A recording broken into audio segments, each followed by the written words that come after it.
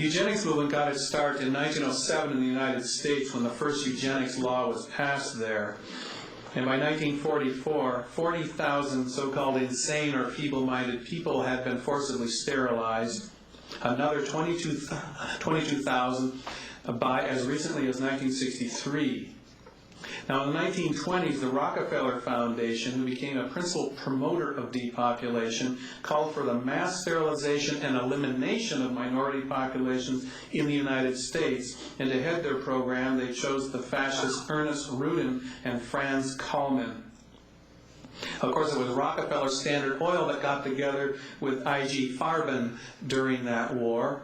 It became virtually the same corporation. It was Farben who made the nerve gas that killed more than 6 million Jewish people. Rudin himself went on to become part of the Nazi state and became president of the Worldwide Eugenics Federation. His sterilization law was adapted by the United States as law in July 1933 as a model, with Hitler's signature attached. Kallmann went on to head the American Society of Human Genetics, the Human Genome Project you've been hearing so much about recently. You haven't heard about its Nazi antecedents. That's a $3 billion effort, of course, to map DNA by the year 2003, and they're well on their way. That's going to be pretty nifty because apparently we'll be able to identify genetically caused diseases, go in there and tinker around and eliminate those diseases. What they're not stressing in the news reports is that we'll also be able to identify race-specific diseases so that we can attack specific populations of people with diseases that will only kill them. In the 1950s, the U.S. eugenics movement moved literally into Rockefeller's family offices. Lawrence Rockefeller became head of the New York City Blood Council and then International Blood Banking. These are the eugenics people. 1960s, General William Draper. He supplied credit to the Nazis during World War II, and now he started the Draper Fund. The Vietnam generals we've all heard about, Maxwell Taylor, William Westmoreland, who headed that genocide and dioxin defoliation campaign in Vietnam. They were members of the Population Crisis Committee of the William Draper Fund. In 1964, the former commanding general, U.S. Army Chemical Corps, listed bioweapons favored by the U.S. military. There's a long list, I won't go into it, but let's note brucellosis, influenza, Rocky Mountain spotted fever.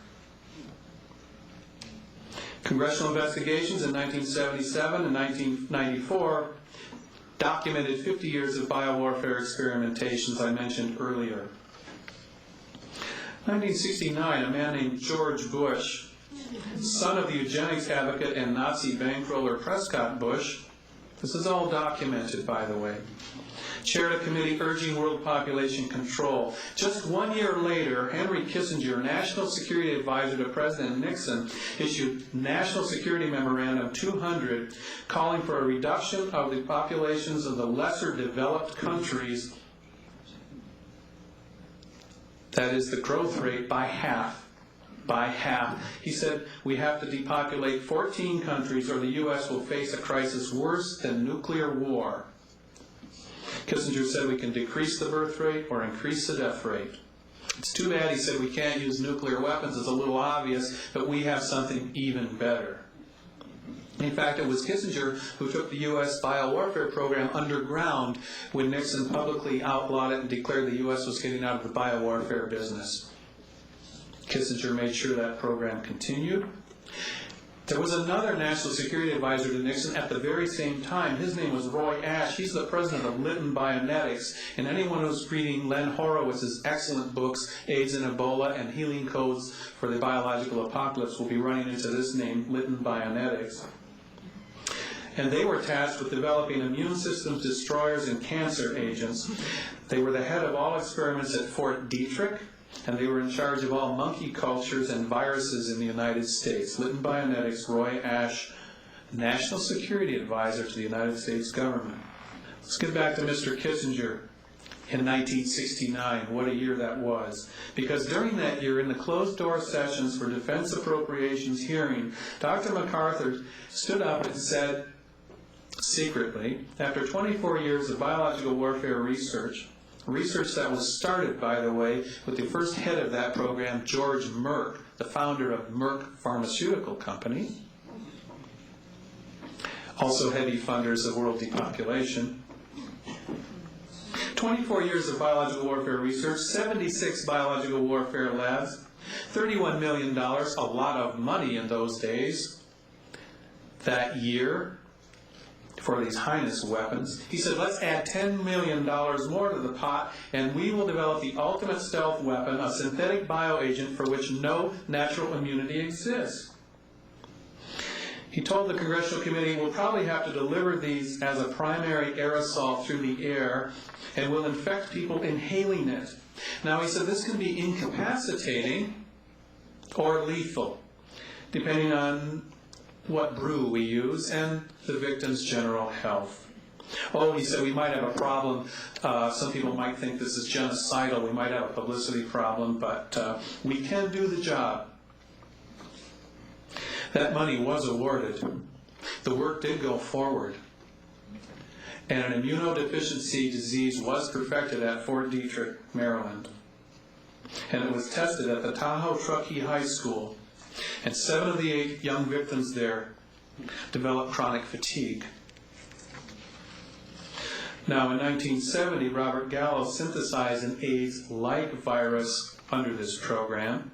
And 2 years later, the WHO said the best way to test these new viruses is in vaccines, particularly among siblings. And isn't it interesting that in 1977, 100 million Africans were inoculated by the WHO, who set up a very high-tech lab near Angola in the middle of the jungle, and out of the goodness of their hearts, vaccinated these folks for smallpox, for an epidemic of smallpox. But there was no epidemic of smallpox. And they contracted AIDS. A year later, the hepatitis B vaccine was given to gays in the United States in 7 major cities. And you know what happened? AIDS broke out in those cities and only those cities. And I mentioned the International Summit on Aging and the Implications for Business. Did I mention that today all 14 countries cited by Kissinger in that Memorandum 200 now have the AIDS epidemic? 5,000 people a day are dying in Africa, according to the U.S. Census Bureau, which predicts that AIDS will be bigger in Asia even than Africa. Talking to nurses across the United States, anecdotally, we have an increase in the death rate among the elderly in hospital wards of roughly 4, 5, 6% following this chemtrail attack on our cities and communities. A number that is not going to leave bodies piled in the streets. Oh, oops, sorry. Oh, we had a few incidents there in England. We had to bring some trucks in and haul them away, get them out of sight. But this is a significant number over time, and if it climbs to 10%, that's a dictionary definition of a decimation of a population. In fact, Pope John Paul has come out with an encyclical railing against what he calls the culture of death in Western nations, that he says are deliberately killing their elderly, whom they see as burdens on society. So I guess if it's good enough for the Pope, it's good enough for me, and we have a real problem here, folks. Are those deaths that have been so often linked to this spraying intentional? Are they really trying to do us in? Or are they an unfortunate and unintentional byproduct of a program that is seen to have overriding national security implications in terms of global warming? Or are the people behind this program getting 2 for the price of 1? I'll just say this, that when you institute a program of mass spraying across the populations of the United States, Canada, England, Germany, as recently as a week ago, Holland, Italy, Australia, New Zealand. And at the same time, you know that people are being hospitalized, according to U.S. news sources, by the tens of millions in the United States. And you know your death rate is up in epidemic proportions for 19 of 20 weeks. And you continue to spray. I call that deliberate. What in the world can we do? We have been virtually disempowered by a political process that does not answer to the public, by politicians who do not hold themselves accountable to anyone, not even God, and God help them. Thanks to the good people of Espanola, there is something we can do, and I urge all of you to do this and contact your friends and get onto your MP and demand and insistently demand and persistently insist that the people of Espanola receive a response to their petition to Parliament in Ottawa. They were promised a response from Ministry of Defense. That was about 5 months ago. And we want a response to them, because in so doing, we will have a response to the inhabitants of this city and region. And I urge you, get on the fax, get on the phone, and don't stop until the people of Espanola have an answer. Until they have the truth, and we have the truth, and we have some accountability at last. Secondly, get on the phone, call the Vancouver Sun, my former employer, Vancouver Province, the CBC. Again, they've interviewed me at length, never ran the tape. And say, you heard this guy talking, and he has some very disturbing photographs and even more disturbing things to say, and he's a journalist, he's won awards, he doesn't appear to be too crazy, and heck, I've seen it myself. Tell them, why aren't you reporting this? And don't stop until they do. Because once someone in the mainstream media picks up this story, the others will have to follow. It's the herd instinct. No one wants to be scooped. So that's it for today. Thanks for watching. As always, please help keep this show on air by letting your cable company know that you're watching. Or better yet, tell them what you think of the show. They transcribe every one of your calls and pass them on to us. We'd love to hear what you think about chemtrails. Next week, we'll be on holiday, so we'll air a rerun of one of our favorite shows from 1999. We'll be back in 2 weeks with more new programming. Check our website for details. See you in 2 weeks. Bye for now. Very, very important that we apply public pressure here. Very important that we take our power back, and it's very important to understand, though we've heard a lot of frightening things tonight, biological weapons, bullets and bombs and planes and money, that's not power. That has nothing to do with power. The real power is here. It's all around us. And if we align to it, if we pray for it, if we invite it into our lives, there is nothing that can stop us and nothing that can stop the truth.